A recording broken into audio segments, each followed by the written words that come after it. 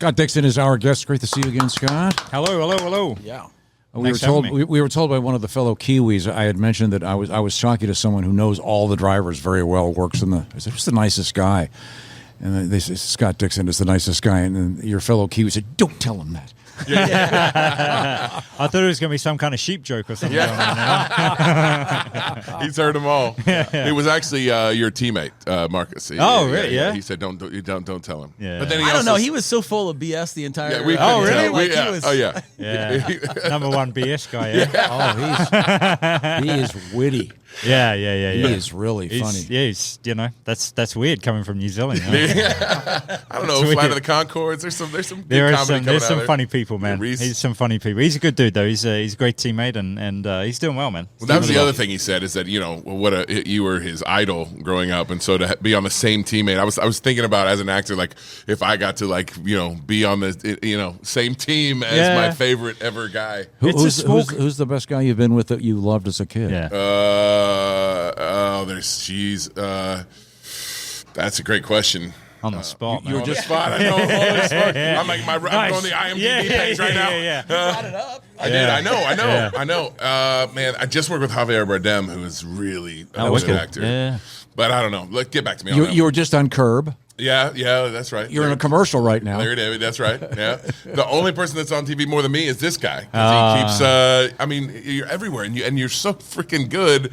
Like, are you going to go for another 10 years? Like, what are we doing? I don't know, man. I think could. Yeah, it's my 21st Indy 500. Starting starting in the 21st position. So that's good. Wow, that's a good omen. And it's 100 years since the person that last won from the 21st position this year. Let's go. Hey, so they should just give us a trophy now, right? Give us a trophy now. DraftKings account out. Yeah. I'm booking it right now. That's going to screw up the algorithm.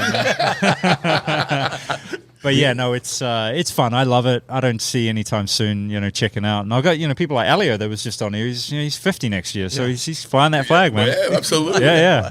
And you're 21st. Like, where does that put you in the overall rankings? It must be up there. Nah, there's people like AJ and Murray. Those guys did it for a lot of years. I don't know how many. It's somebody would know around here, but 30 or 40 years. I feel like Marco said he was 19 and he was getting close to top 10. Yeah.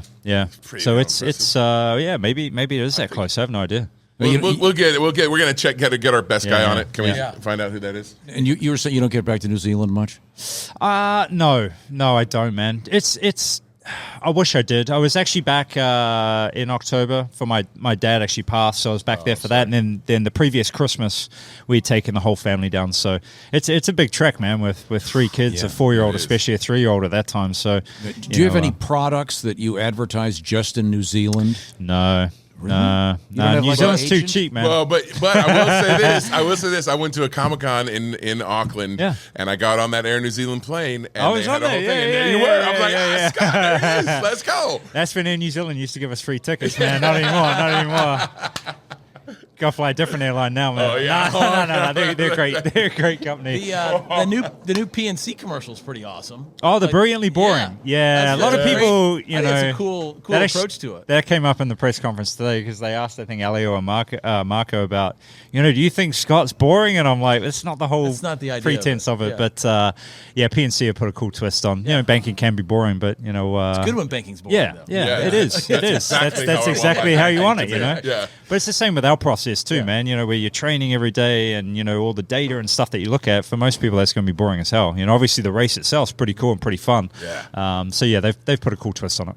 Yeah, awesome. Do you have any pre-race rituals of any kind that are interesting, funny, or private? Yeah, some people go a little crazy. I think I've had teammates that do things, but it's small stuff. Right sock before left sock, or right. Dan Weldon would always tap the car 3 times before he got in. I'm pretty much just need to eat.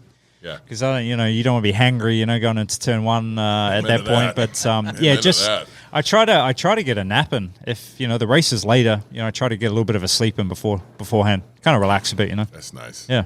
Have your people given you the latest forecast weather-wise? I know there's off and on rain, they're saying, but you can't control it, man. So I don't even look at it. We'll obviously look at it strategy-wise on the day, but I feel like most of the time now the race is stopped for any kind of caution or anything. So the weather, I think they would maybe even move it to the Monday if we get into a scenario like that. But I think rule-wise, anything beyond halfway is an actual race. So does that make it crazy though? That like it could be 2 races within the race that everybody's racing to lap 100, and then you kind of play it out from there. Yeah, you got to keep the big picture in mind too, right? Obviously, if it screws up your whole strategy for the rest of the race, puts you to the back of the field, then you got to be careful of that. I think through the whole history of my IndyCar career, I think only once weather has worked into the favor of the strategy that we did, and I think it was Nashville, maybe in 2012 or something like that, and we stayed out by accident, but then it rained. It rained, and we won the race. Was it 07? The TK, they kind of raced to the 100, and then they restarted, and Dario came back and won. They only restarted for 5 or 6 laps. Dario, we were the car that finished second. So I finished second to Dario, I think, in maybe all of his 500 wins. I think it was. Is that right? And they all finished under yellow. Under yellow, yeah. He's the yellow king over there.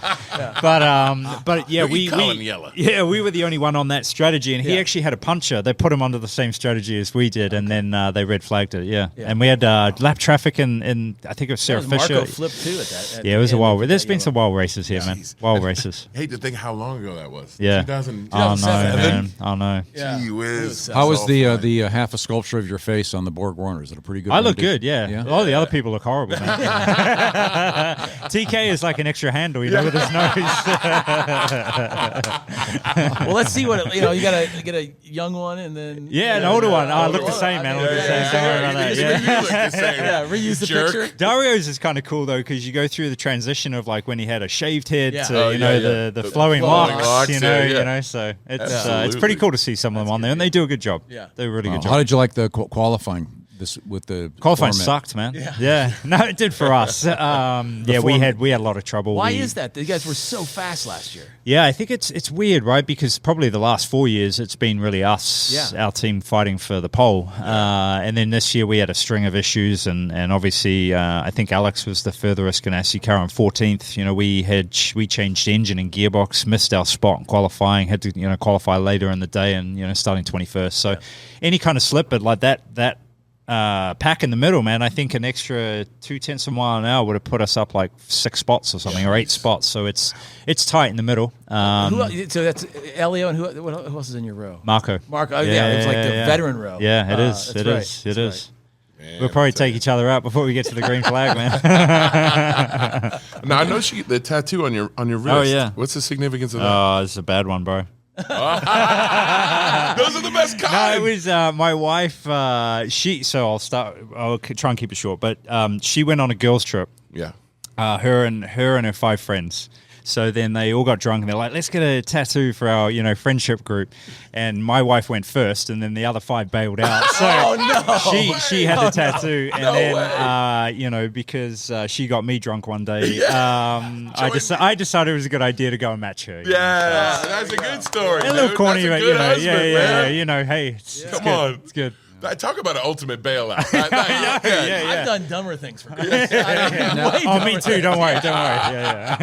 At your house, do you have like a little room or a big room where you keep all the stuff, or is it all boxed up? And no real racing stuff, man. I have just in the office, I have the 6 championship trophies, the Borg Warner, and then a couple of Sportsman of the Year ones from New Zealand. So I don't think we have any racing stuff in the house. None at all.